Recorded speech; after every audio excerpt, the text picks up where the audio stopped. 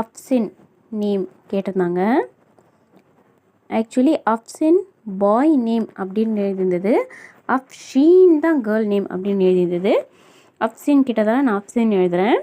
அஃப்சின்னா Prince, அதாவது இளவரசன். அந்த மாதிரி இக்கு போட்டு, அதாவது அக்கு போட்டு பா போட்டால் ஃப அந்த மாதிரி ஓதுறோம் இல்லையா, அதனால் இந்த சீக்கு பதிலாக வடமொழி எழுத்து சீ கூட போட்டுக்கலாம்.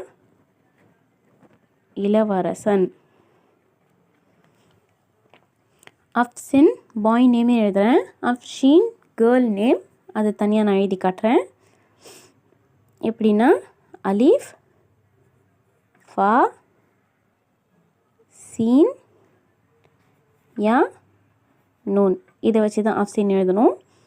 அலீஃபை தவிர மீது எல்லாமே சேர்த்து எழுதுகிற லெட்டர் தான், அதனால் எல்லாமே சேர்த்து எழுதலாம்.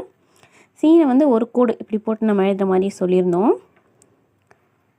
அஃப் சீன் இந்த மாதிரி எழுதலாம். ஒரு கோடு போட்டால் யா மாதிரி வரும்.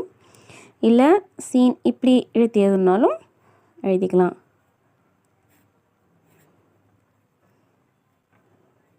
சாரி, ஒரு புள்ளி, இங்கே 2 புள்ளி, ஒரு கோடு வேணாலும் போட்டுக்கலாம். இந்த மாதிரி கூட எழுதிக்கலாம்.